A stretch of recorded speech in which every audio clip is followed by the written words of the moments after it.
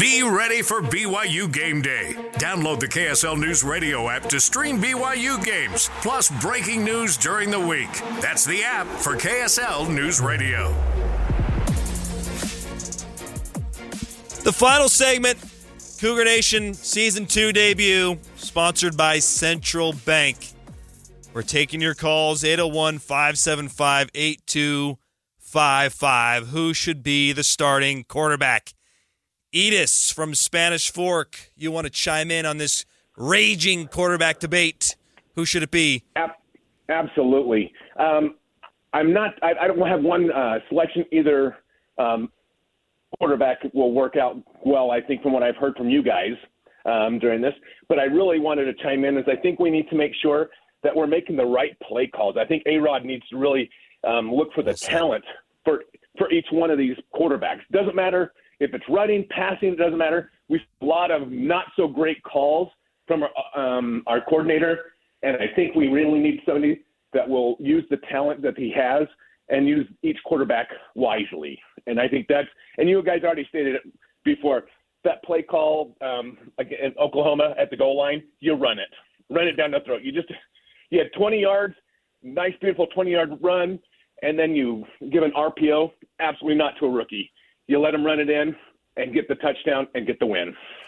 Good call, and it's a fair point because whoever it is, Aaron Rodgers needs a bounce-back year. I think you touched on this earlier, Mitch. This offense, statistically speaking, has been in decline the last 4 years, and that is with 2 of those 4 years, Jaron Hall and Puka Nacua and Chris Brooks looks like he's going to make the Miami Dolphins roster. And there's so many NFL players on those teams, and yet they didn't achieve the heights of that 2020 team.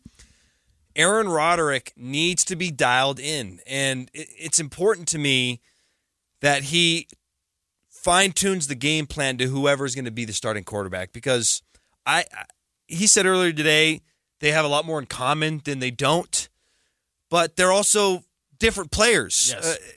And that's the job of the coordinator, to get these guys in the best position possible to succeed.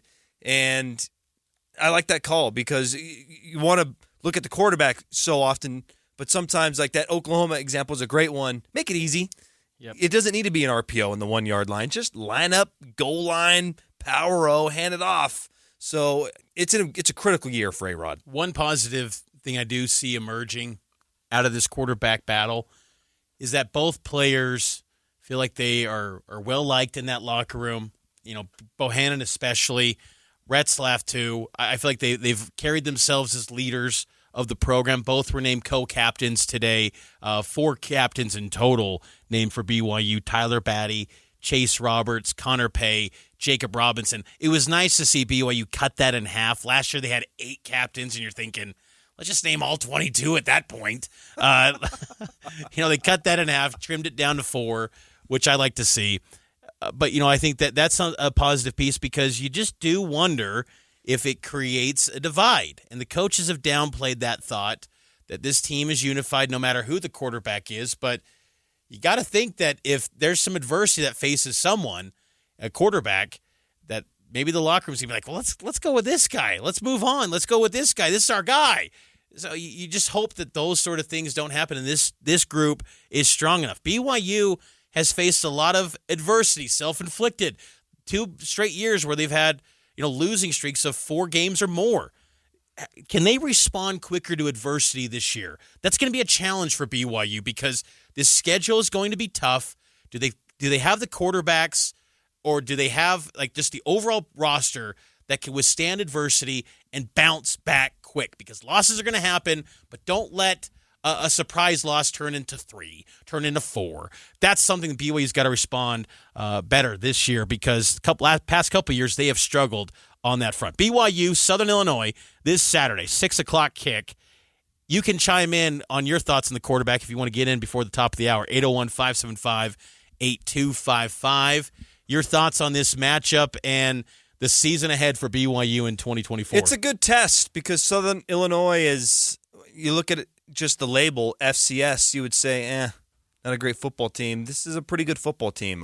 It's a team you should beat by double digits, but this isn't going to be a team that isn't capable of testing you in some regards. And I think also, Mitch, it's really important to set the tone regardless of the opponent. Kalani touched on that earlier today, the importance of winning games in Provo. They're coming here and they're trying to take a win from us. We have to defend LaVell Edwards Stadium, and our players understand it's nothing personal, but we have goals and plans too. It starts this week, and there's so many important home games coming. Kansas State is not that far away. That's a team that, correct me if I'm wrong here, but you have them picked to be in the playoff later this year. You get them at home. So you got to defend LaVell Edwards Stadium, and it all starts this week because last year you started at home. There was a lot of excitement. You had Keaton Slovis, an NFL prospect, and at the end of that game, I think a lot of people were sad and a lot of people were discouraged because you had a certain expectation with it being Sam Houston. Now it's the same situation on Saturday. Can't win this one 14-0. No. That's technically defending LaVell Edwards Stadium, but let's put up some points and let's get the season started off right. I think back to that Sam Houston game, Portland State in 2017. Both those games, Kalani Sitake said something to the effect in post games. I have to remind the guys that we won. I'm telling you, this is a game where everyone's going to expect you to win. You got to win with a little style because if you just win 20-14, I don't think Cougar Nation's going to feel great about that. I don't think they're going to almost feel like this could be a long season if they win, say, 42-14. I'll be like, okay, that's a proof of concept that this offense is working or it's turned a corner. This group can do something good and be effective. I love the point about play calling because there were times last season where, it's 3rd and 5 or the personnel that's in a certain 3rd and short situation. Just BYU has to be smart at managing their timeouts, avoiding the administrative penalties, and making wise decisions because the margins are so thin. You can't have, decisions where you're calling a timeout back-to-back plays. You can't do that. That's not allowed. That happened last year at Texas. Or what was it, coming out of a halftime break? I think it was Sam Houston, game 1, and you're calling a timeout out of the halftime break. How does that happen? You have to be efficient. You have to be organized. This whole operation has to be on point, and do not beat yourselves when the margins are so thin in these games because so many of these contests this year are going to be 50-50 ball games. And a game like this week where you are a sizable favorite, you've got to capitalize, you've got to take care of business and execute at a high level. And we got to see it this Saturday. What's your record prediction for this season, Mitch? I'm going to be optimistic, and I'm going to say 6-6. And look, I think BYU can exceed that even too. We see in the Big 12 teams that we think are going to be good. Last year, they go back to 4 wins or 5 wins. So it can happen. This is a wacky league that can do a lot of different things. I'm going to say 6, though. I think BYU's got enough on their depth in the defense. I think the defense is going to be much improved this year. BYU goes 6-6. What about you? I'm still at 5-7, and I'm willing to change that because there's one home game in the middle of the year that is a true toss-up. I think Arizona could be had in the middle of the season, but as of right now, I just don't feel great about picking any of these upsets.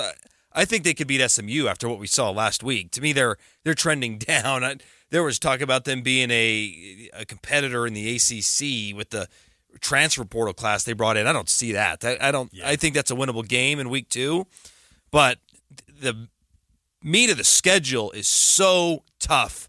Hey, if they win 40-14, I might be willing to pick an upset, but just based off what we know today, I just have a hard time seeing those 6 wins, Mitch. It's going to be a week-by-week journey. You don't feel completely comfortable until, about 5 or so games, and we get a consistent body of work every single week from certain players, the quarterback, the running back, the offensive line. You just got to, every single week, it's got to be consistent. You can't have these ups and downs.